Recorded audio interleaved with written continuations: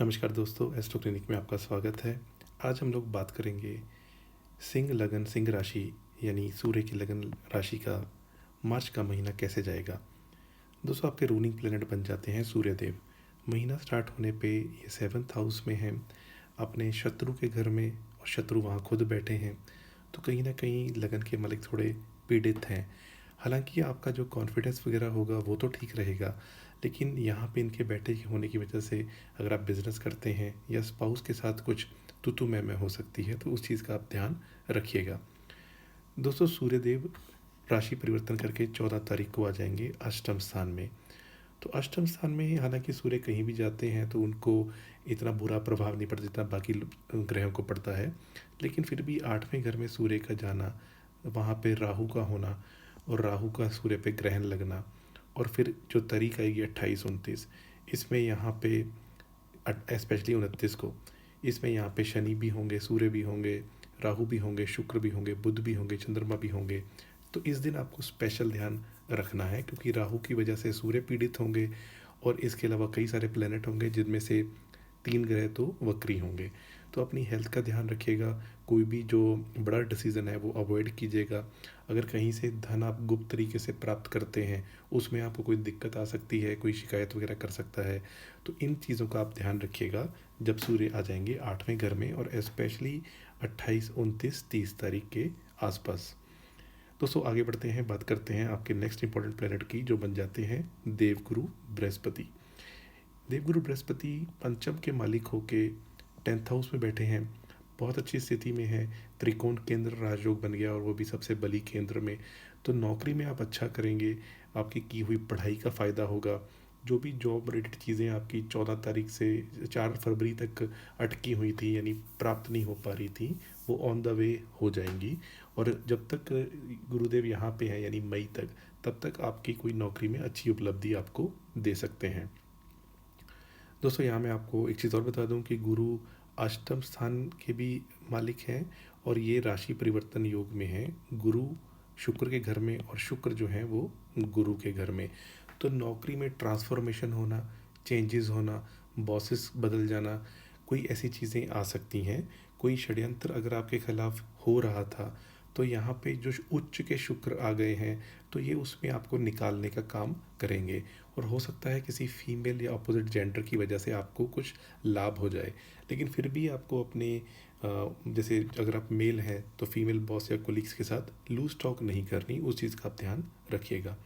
दोस्तों, राहु जो है वो वैसे ही जो सूर्य की लगन राशि हो चंद्रमा की, उसका पक्का दुश्मन होता है, और यहाँ पे ये बैठा हुआ है 8वें घर में। 8वां घर में राहु की प्लेसमेंट वैसे भी अच्छी नहीं होती, ये एक्चुअली सबसे बुरी प्लेसमेंट 8वें घर में ही राहु की मानी जाती है। लेकिन यहाँ पे क्योंकि ये घर का जो जो तत्व है वो पानी, क्योंकि ये वाटर एलिमेंट का घर है, 4, 8, 12। राहु क्या है? धुआं है। तो धुआं अगर अगर पानी में हो तो क्या होता है? अभी मैं एक रीसेंट वीडियो आपके लिए लेके आऊँगा टाइटैनिक का, और टाइटैनिक क्रैश का। जैसे मैं प्लेलिस्ट में फेमस पर्सनालिटी ग्लोबल इंसिडेंट के भी वीडियोस बनाता हूँ, एस्ट्रोलॉजी सीखने के भी। तो टाइटैनिक का जो अगर आप लगन देखेंगे वो 5 नंबर ही है, और उनको भी पानी में प्रॉब्लम हुई थी। तो ये मतलब आपके वाटर एलिमेंट ऊपर से राहु का कनेक्शन। तो अगर आप कहीं भी समुद्री जगह पे ट्रैवल करते हैं, जैसे आइलैंड्स पे घूमने जाएं, पैसिफिक में कई सारे आइलैंड्स हैं, वियतनाम, फिलीपींस, या लगा लीजिए हांगकांग, इंडिया में गोवा, मालदीव्स, कोई भी आप वाटर वाली एलिमेंट नदी किनारे कहीं भी जा रहे हैं तो खास ध्यान रखिएगा, क्योंकि ये घर वाटर एलिमेंट का है और सूर्य वहीं पहुंचा हुआ है, राहु का ग्रहण है। तो इस चीज़ का आप ध्यान रखिएगा। दोस्तों, आगे बढ़ते हैं। अब गुरुदेव के बाद बात करेंगे हम मंगल देव की। मंगल देव आपके लिए योग कारक हैं, और ये 9th हाउस के मालिक 11th हाउस में बैठे हैं। तो आपकी कोई विशेष इच्छा पूरी हो सकती है। भाग्य की वजह से कोई चीज़ें आपकी अटकी हुई थी नवंबर, दिसंबर, जनवरी में, इवन फरवरी में, वो ऑन द वे होंगी। तो ये एक बहुत अच्छी स्थिति बनती है। तो मंगल का ये गोचर आपके लिए काफ़ी शानदार, काफ़ी अच्छा बना हुआ है। धन आगमन में कोई दिक्कत आ रही थी, तो धन प्राप्ति आसानी से हो जाएगी। इसके अलावा शत्रु आपके सामने नतमस्तक रहेंगे, और कहीं ना कहीं अगर आप स्टूडेंट हैं, पढ़ाई करते हैं, तो उसमें भी आपका प्रदर्शन अच्छा होगा। बस सिंह लगन राशि की जो भी हमारी बहनें प्रेग्नेंट हैं, वो प्रेगनेंसी में थोड़ा सा ध्यान रखिएगा, क्योंकि मंगल जो है वो ब्लड के कारक हैं। तो इसलिए थोड़ा सा इस चीज़ का ध्यान रखिएगा। दोस्तों चंद्रदेव की बात करें, अब चंद्रदेव आपके 12वें घर के मालिक हैं, बहुत जल्दी राशि परिवर्तन करते हैं। जब भी ये 4, 8, 12 में हो वो दिन इन जनरल अच्छे नहीं माने जाते। ये दिन बनेंगे 19, 20 जब ये नीच के होंगे 4th हाउस में। 28, 29 ये मैंने आपको बता ही दिया, ये दिन अच्छे नहीं है। और 9 और 10 तो फिर भी खैर ठीक रहेगा क्योंकि उस घर का मालिक वही है। थोड़ी बहुत आपको लोनलीनेस फील होगी, लेकिन ये 28, 29, 30 ये 2-3 दिन आप खास ध्यान रखिएगा। अमावस दोष होगा, यानी आप बहुत इंटरनली बहुत वीक फील करेंगे। ऊपर से राहु ग्रहण लगा रहा होगा सूर्य और चंद्रमा दोनों पे। और इसके अलावा जो इस घर का मालिक है वो 10th हाउस में बैठा हुआ है, लेकिन उसकी यहाँ दृष्टि नहीं पड़ रही कि इस घर को बचा सके। अच्छी बात यह है बस कि शुक्र के साथ राशि परिवर्तन योग बन गया। तो इस चीज़ का आपको ध्यान रखना है। अगर किसी कुंडली में ऑलरेडी प्रॉब्लम चल रही है, यानी जॉब में प्रॉब्लम चल रही है, कुंडली में भी कोई दिक्कत है, तो इस पीरियड में नौकरी जाने का भी खतरा होगा। तो आप इस दिन को शांति से बताएं। काफ़ी प्रॉब्लम चल रही है तो 1 हफ्ते की छुट्टी ले लें, तो इसका ध्यान रखिएगा। दोस्तों इसके बाद बात करते हैं बुधदेव की। अब बुधदेव जो है ये आपके लिए बहुत इंपॉर्टेंट प्लैनेट है, क्योंकि धन और लाभ यानी पैसे का जो मेन 2 घर हैं, दूसरा और 11वां, इसके मालिक बुध बन जाते हैं और बैठे हुए हैं 8th हाउस में नीच के, और शुक्र की वजह से नीच भंग राजयोग में। दोस्तों अब सूर्य की वजह से जब शुक्र अस्त होंगे तो नेचुरल सी बात है वो नीच भंग का असर नहीं मिलेगा, यानी सावधानी हटी दुर्घटना घटी। तो उन थोड़े दिनों पे आप ध्यान रखिएगा। बट अदरवाइज़ यहाँ पे जो बुध बैठे हैं ये आपको hidden source of income, legacy से पैसा, कोई LIC, स्टॉक मार्केट, कोई एकदम से पैसा ऐसा आपको दिला सकते हैं।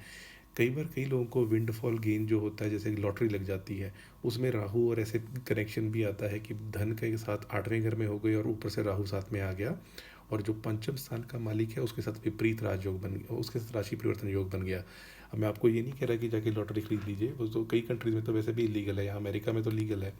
लेकिन फिर भी अगर आप इस पीरियड में, ऐसा कुछ लोग होंगे जिनकी कुंडली में भी अच्छे योग बनते होंगे, तो लॉटरी लगने का भी योग बन जाता है। दोस्तों बात करते हैं शुक्रदेव की। अब शुक्रदेव की मैंने थोड़ी सी चर्चा पहले ही कर ली थी, लेकिन आपके क्योंकि नौकरी के मालिक हैं, 3rd हाउस के मालिक हैं और 8th हाउस में हैं, आपके छोटे भाई बहन की हेल्थ रिलेटेड कोई प्रॉब्लम हो सकती है, तो उसका आपको ध्यान रखना है। ये 3rd हाउस नेबर्स का भी होता है। अगर आप जहाँ रहते हैं और आपका लव अफेयर ही आपके नेबर्स में से किसी के साथ है, तो वो उजागर हो सकता है, बदनामी हो सकती है, उस लोगों को पता चल सकता है, तो उस चीज़ का आपको ध्यान रखना है। नौकरी में अपोजिट जेंडर के साथ आपको लूज टॉक नहीं करनी, तो वो भी आपने ध्यान रखना है। दोस्तों शनिदेव की बात करें, शनिदेव आपके सप्तम के मालिक हो गए, सप्तम में ही बैठे हुए हैं, तो और 29 तारीख को 8वें घर में जाएंगे। दोस्तों शनिदेव जब भी लगन या राशि को देखें तो कुछ दिक्कत तो देते ही हैं, और इस वैसे भी इस कुंडली में सूर्य के मारक, प्रबल मारक बन जाते हैं। लेकिन शनिदेव जो है यहाँ अपने घर में बैठे हैं, तो बिज़नेस में स्थिरता आई होगी, बिज़नेस को सेटअप करने में आप सक्सेसफुल हुए होगे। अगर आपकी मैरिज बहुत लंबे समय से नहीं हो रही थी, तो हो सकता है इस पीरियड में पिछले 2-2.5 साल में हो गई हो। तो शनिदेव जो है वो वैसे बोरिंग प्लेनेट है, लेकिन फिर भी 7th हाउस में आगे कोई भी प्लेनेट अपने घर को ख़राब नहीं करता। तो यहाँ बैठ के वो फिर भी संभालने की कोशिश कर रहे हैं। अब आपके लिए योग कारक नहीं है, तो एक तो सूर्य को ख़राब करेंगे ये जब सूर्य यहाँ आएंगे, इसके बाद शनि जो है इनकी जो दृष्टि है भाग्य भाव पे पड़ रही है, 7th हाउस पे पड़ रही है और आपके सुख भाव पे पड़ रही है। तो भाग्य की कमी करेंगे, आपको थोड़ा सेल्फ सेंटर्ड बनाएंगे। इसके अलावा आपके अंदर डिसिप्लिन होने की टेंडेंसी बढ़ाएंगे। और जो इनकी 10वीं दृष्टि पड़ रही है सुख भाव पे, तो सुख में भी कमी लाएंगे। मदर के साथ भी थोड़ी बहुत वैचारिक मतभेद करवाएंगे। अब ये उसके बाद चले जाएंगे 8वें घर में। जो हमारे मित्र लोग सिंह राशि के हैं उनकी तो ढैया स्टार्ट हो जाएगी। तो आप इस पीरियड में धार्मिक रहिएगा, दशरथ कृत शनि स्तोत्र करिएगा, जो 7.5 के फलों को सबसे कम कर देता है, तो आपको अच्छे रिजल्ट मिलेंगे। दोस्तों यहाँ मैं आपको बता दूं कि जो देश के प्रधानमंत्री हैं भारत के, नरेंद्र मोदी जी, उनको प्राइम मिनिस्टर वो बने, वो 7.5 के पीरियड में ही बने थे। तो शनि का 7.5 का मतलब ये नहीं है हर चीज़ ही खराब होगी, आपके कर्मों के देवता हैं, आपने जो कर्म करोगे वही फल देते हैं। अच्छे कर्म करोगे तो शनि की 7.5 ढैया में भी इंसान को बहुत तरक्की मिलती है। दोस्तों यहाँ मैं आपको एक चीज़ और बता दूं कि राहु और जो केतु हैं ये आपके 8वें घर में और 2nd हाउस में चल रहे हैं। अभी इतना ज़्यादा घबराने की ज़रूरत नहीं है, एक्सेप्ट जो थोड़े से डेट्स मैंने जो बताई, जिन डेट्स में सूर्य क्लोज कंजंक्शन में होंगे, या आप पूरा महीना ही कह लीजिए कि 14 तारीख को, 14 मार्च से लेके और 14 अप्रैल का। लेकिन फिर भी ये डिग्री वाइज अब बहुत वीक हो गए हैं। तो इनकी जो बुरा करने की टेंडेंसी थी पिछले मतलब 1.25 साल में, वो काफ़ी अब कम होती जा रही है। तो आप थोड़े बहुत इनके उपाय कर लें। तो राहु के लिए आप कोई डॉग को फीड कर लें, या कोई ब्लैक वो कंबल वगैरह दान कर दें। इवन अल्कोहलिक चीज़ें, सिगरेट वगैरह, कॉफ़ी, चाय, ये भी राहु के लिए दान की जा सकती हैं, क्योंकि ये एडिक्शन की चीज़ें हैं। तो राहु को वैसे भी एडिक्शन का देवता है। और अगर आप ऑलरेडी अल्कोहलिक हैं और शनि राहु का भी कंजंक्शन बनेगा 29 के बाद, जो तकरीबन 1-2 महीने रहेगा, तो ये आपको काफ़ी बुरा रिजल्ट दे सकता है, क्योंकि शनि राहु एक दूसरे को देखें या साथ में हो तो अल्कोहलिक होने की टेंडेंसी बना देते हैं। तो उस चीज़ में आपको ध्यान रखना है। ऐसा ना हो कि पी के आप गाड़ी चला रहे हैं और एक्सीडेंट कर दिया। और ये घर क्योंकि वाटर एलिमेंट का होता है, तो उधर आपको स्पेशल ध्यान रखना है। घूमने फिरने कहीं गए गोवा वगैरह और वहाँ जाके कुछ गड़बड़ में पड़ गए, तो वो ध्यान रखिएगा। दूसरा दोस्तों, बुध देव जो है ये 15 तारीख को वक्री होंगे, और शुक्र देव जो है ये 1 तारीख को वक्री होंगे। वक्री ग्रह के बारे में कहा जाता है कि वो शुभ ग्रह है तो 3 गुना शुभ फल देगा, बुरा ग्रह है 3 गुना बुरा फल देगा। और योग कारक है या नहीं है आपके लिए, ये दोनों ही योग कारक हैं। भले ही सूर्य जो है तुला राशि में नीच के होते हैं, लेकिन आपके कर्म भाव की भी ये राशि है। और शुक्र देव जो है वो मेहनत को भी दिखाते हैं, और ये भी एक गुरु हैं, भले ही दानवों के गुरु हैं। तो इन दोनों का वक्री हो जाना आपके 8वें घर में, कोई भी चीज़ जो आपको लेगेसी से मिलनी थी, अटकी हुई थी, कोई ऐसी चीज़ थी जिसमें प्रॉपर्टी डिस्प्यूट चल रहा था, नौकरी में डिस्प्यूट थे, कई बार होता है आपने ट्राई किया जॉब के लिए लेकिन पॉलिटिक्स हुई, किसी और को लेने की कोशिश की थी, उसमें आपको सडन एडवांटेज मिल सकता है। यानी वो काम जो अभी तक नहीं हो पा रहा था वो इस पीरियड में बन जाएगा। दोस्तों ओवरऑल हेल्थ की बात करें, जैसे मैंने बताया, आप पूरा ही महीना ध्यान रखें। पहले सूर्य 7th हाउस में होंगे, शनि से पीड़ित होंगे, फिर बाद में राहु से पीड़ित होंगे। तो ओवरऑल हेल्थ का तो आप ध्यान बना के रखें। सूर्यदेव को जल चढ़ाएंगे तो बहुत ही अच्छा है। आदित्य हृदय स्तोत्र गायत्री मंत्र कर सकते हैं तो आपको अच्छे रिजल्ट मिलेंगे। फैमिली में कुछ चीज़ें ऐसी हो सकती हैं कि फैमिली से मिलके आपको धन की प्राप्ति हो, तो वैसी कुछ हो रही है। लेकिन कुछ भी आप फैमिली के साथ मिलके काम करें, फैमिली बिजनेस में हो, तो उसमें आप अपना ब्रेन ज़रूर यूज़ करें। पेपर वर्क में कोई ऐसा ना करें कि बिना सोचे समझे कुछ कर दिया। वो मैं इसलिए कह रहा हूँ दोस्तों, क्योंकि राहु और बुध साथ में जब होते हैं जड़त्व योग बनता है। यानी इंसान की जो बुद्धि होती है वो सही समय पे सही डिसीजन नहीं ले पाता। तो उस चीज़ का आप ध्यान रखिएगा। स्टूडेंट्स के लिए अच्छा टाइम है, पढ़ाई में आप अच्छा करेंगे, उसमें कोई दिक्कत नहीं है। अगर आप जॉब करते हैं तो जॉब में चेंजेस डेफिनेटली होंगे, चेंज ऑफ प्लेस हो सकता है। और ये जो भी होगा ना, ये आने वाले दिनों में आपके लिए अच्छा होगा, क्योंकि दोस्तों शुक्रदेव यहाँ पे अभी 3-4 महीने उच्च के रहेंगे। इवन वक्री भी होंगे, फिर जैसे वक्री तो मैंने बता ही दिया कि वक्री होंगे, फिर मार्गी होंगे।